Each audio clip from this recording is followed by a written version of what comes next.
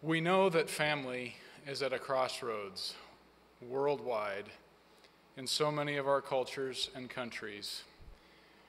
We know that we have to look for opportunities where different communities intersect, where things come together, where there's an opportunity to use our combined perspectives and the variety that each of them bring to strengthen the whole, to produce synergy, as Bob described. And so over the past few months, as the Selection Committee for the World Congress of Families has met and considered proposals, revised, reviewed, extended challenges, worked on things to refine them, it's been the decision of the Selection Committee to award the bid for World Congress of Families 10 to a nation that is at the crossroads of the world, a melting pot of civilizations high in the Caucasus. World Congress of Families 10 will be held next May in Tbilisi, Georgia. We welcome to the stage to accept this decision Mr. Levan Vasadze with the flag of his nation. Please join me in congratulating the Republic of Georgia.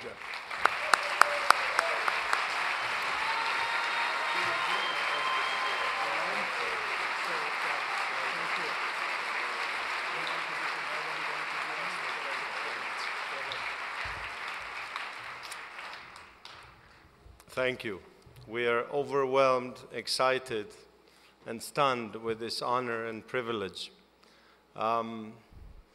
Being a representative of one of the oldest Christian countries in the world, this Congress next spring will be extremely refreshing for my fellow Georgians, because up until now, most people in Georgia believe that every Westerner who comes to Tbilisi works for George Soros.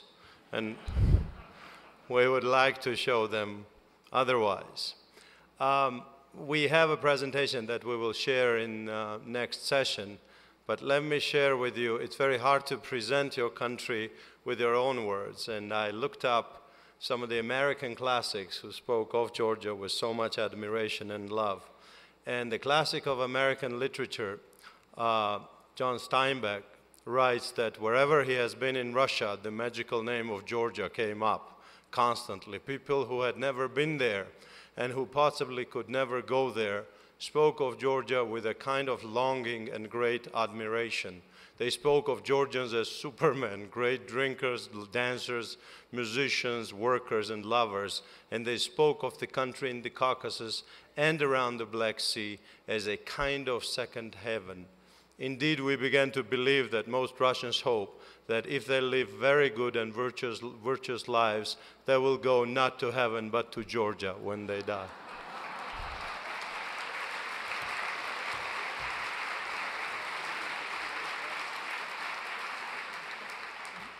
I will flip and ignore my entire presentation and perhaps give it in one of the later sessions, but I would like to end with this Nobel Prize winning genius American writer who says, after he travels to Georgia, he says, "It is a magical place, Georgia, and it becomes dreamlike the moment you have left it, and the people are magic people. It is true that they have one of the richest and most beautiful countries in the world, and they live up to it." And we understood thoroughly now why the Russians had always said to us, "Until you have seen Georgia, you have seen nothing." So come to Georgia next year.